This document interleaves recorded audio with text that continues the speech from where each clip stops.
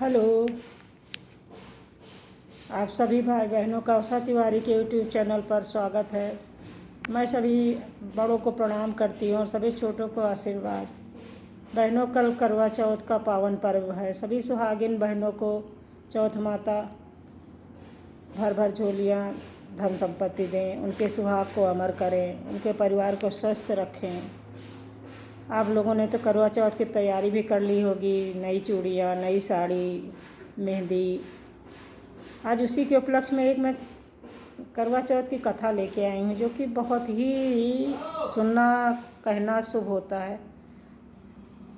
ऐसे तो करवा चौथ की बहुत सी कहानियाँ हैं जो कि शायद आप लोगों को भी पता होंगी। नाग देवता की कथा और 7 भाइयों की कथा। मैं एक अलग कथा लेके आई हूँ, जो कि उसका सुनना और कहना दोनों ही बहुत शुभ होता है। तो कृपया एक बार आप लोग सुने, और अगर अच्छा लगे तो इसको आप लोग हमारे चैनल को सब्सक्राइब करें और शेयर करें कहानी को। इससे आप लोगों को बहुत ही फ़ायदा होगा। बहुत ही शुभ कहानी होती है ये। एक बूढ़ा थी, उनके 7 बहुएँ थीं। 7 बहुएँ थीं, बूढ़ा धोबिन थी। तो उनके यहाँ जो है कपड़ा धुला जाता था। पहले तालाब वालाब पे कपड़ा धुलने के लिए ले जाया जाता था। तो कपड़ा ले जाने के लिए गधा पाली थी। 4-5 गधा थे उनके पास। उसी पे कपड़ा लाद के ले जाती थी तालाब पे या नदी पे, वहाँ पे धुल के लाती थी, उसी पे लाद के ले आती थी कपड़ा, गीला कपड़ा भी। तो उनकी बहुएँ जो थी, बूढ़ा जो है रोज़ सुबह देखती तो उनके उठने से पहले ही सब उनके जहाँ पे वो सब गधा पाली थी वहाँ पे साफ़ सफाई हो जाती थी, पूरा एकदम साफ चमाचम दिखता था। तो बूढ़ा ने सोचा कि हमारी कौन सी बहू इतनी समझदार है जो कि हमारे उठने से पहले सब सफाई कर डालती है, और हमें पता ही नहीं चलता कि मेरी कौन सी बहू इतनी लायकवर है, समझदार है। तो एक दिन बूढ़ा ने सोचा कि आज हम उठ के देखेंगे सुबह ही कि कौन सी बहू मेरी इतनी समझदार है जो मेरे उठने से पहले सब साफ़ सफाई कर लेती है। तो उस दिन बूढ़ा जो है सुबह ही जल्दी आँख खुल गई और वो उठ के बैठ गई और चुपचाप एक जगह छुप के देखने लगी कि मैं देखूँगी मेरी कौन सी बहू है जो इतनी समझदार, जो मेरे उठने से पहले ही उठ जाती है और साफ़ सफाई कर डालती है। तो बूढ़ा बैठी तो देखी कि एक औरत आई और वो जो है डलिया वलिया झाड़ू सब लेके आई और सब उनका जहाँ पे वो गधा वधा पाली थी वहाँ पे सब सफाई की और सारा कूड़ा गंदगी जो था वो सब उसी डलिया में भरी। तो बूढ़ा ने देखा तो जल्दी से उनका हाथ पकड़ा और कहा कि बहन, तुम कौन हो और मेरे यहाँ ये सब क्यों करती हो? क्योंकि मुझे तो जो है पता ही नहीं था कि तुम करती हो। हम तो सोचे कि मेरी कोई बहू कर जाती है, इसीलिए आज मैं देखने के लिए बैठी थी कि मेरी कौन सी बहू इतनी समझदार है। तो आप क्यों मेरे यहाँ ये सब काम करती हो? तो उन्होंने कहा, बहन, बिना फ़ायदे की कोई क्यों करेगा? तो कहें कि तुमको हमसे क्या फ़ायदा है, हम तो गरीब धोबी हैं। तो कहें कि नहीं, जो है सबको सबसे काम पड़ता है, राजा रंक कभी न कभी किसी की तो ज़रूरत पड़ती ही है।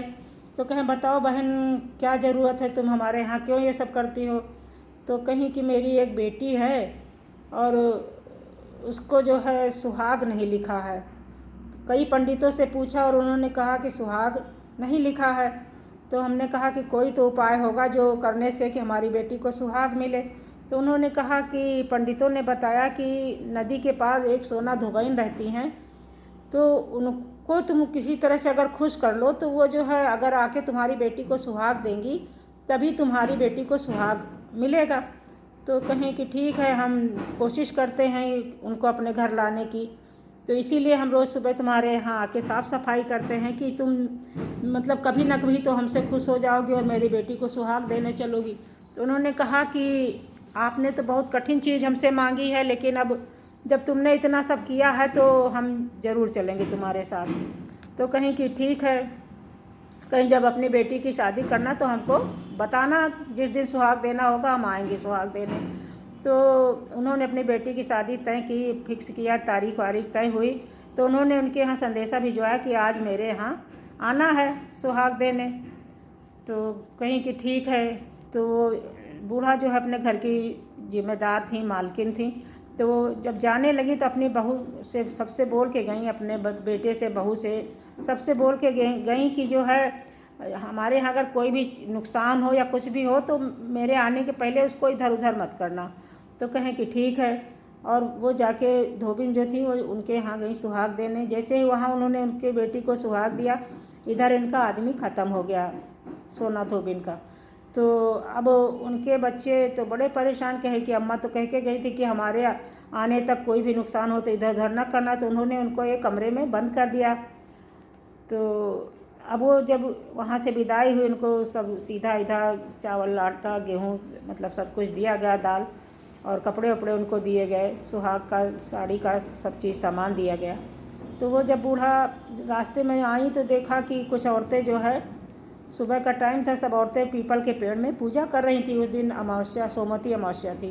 तो औरतें सब पूजा कर रही थी। तो उन्होंने, वो भी थक गई थी, बैठ गई, पूछी बहनों ये पूजा किस लिए कर रही हो आप लोग? तो कहें कि ये सुहाग के लिए हम लोग पूजा करते हैं, सोमवती अमावस्या की।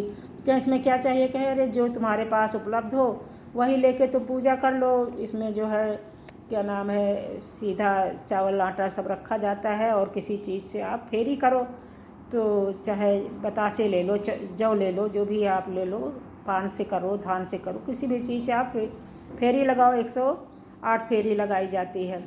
तो कहे कि ठीक है। वो सोची सब औरतें कर रही, लाओ हम भी कर ले। तो वो अपना जो सीधा इधर वहाँ पाई थी वही रख के, और फेरी के लिए कुछ नहीं पाई तो वही रास्ते से गिट्टी उठा ली, उतने ही गिन के जितना फेरी उनको देना था। और उसके बाद में जो है वो उन्होंने पूजा किया जैसे औरतें कर रही थी, और फेरी लगाई। फेरी वेरी लगा के जब वो वहाँ पे सुहाग ली, गौरी माता रखी थी, सिंदूर चढ़ाया और उसी से सुहाग लिया। सुहाग लिया तो यहाँ इनके आदमी जिंदा हो गए, जीवित हो गए। अब वो अंदर चिल्लाने लगे कि जो है हमको बाहर निकालो, हमको बाहर निकालो। वहाँ उनके बच्चे जो थे, बहुएँ थी, वो लोग डर गई, कहीं उनको लगा कि बाबा भूत बन गए। तो बहुत डर रहे थे, लेकिन उन्होंने खोला नहीं। जब यहाँ से ये पूजा वूजा करके निकली तो अपने घर पहुँची तो देखी तो सब लोग रोने चिल्लाने लगे, कहें कि बाबा तो ख़त्म हो गए और भूत बन गए। तो कहें कि अच्छा खोलो दरवाज़ा। तो खोलो। जब दरवाज़ा खोली तो देखी कि वो जीवित थे, सुंदर से अच्छे से बैठे थे। तो उन्होंने कहा कि जिस तरह से माता ने इनके सुहाग को वापस किया, उसी तरह से सबके सुहाग को वापस करेंगी। आप लोग अपना जो है कर्तव्य निभाएं, पूजा पाठ करें, प्रेम से माता जी को याद करें। जय हो चौथ माता। इस तरह से आप लोग इस कहानी को सुने और कहें और शेयर करें। जितना भी ज़्यादा आप लोग शेयर कर सकते हैं करें। धन्यवाद। कैसा लगा ज़रूर बताइएगा।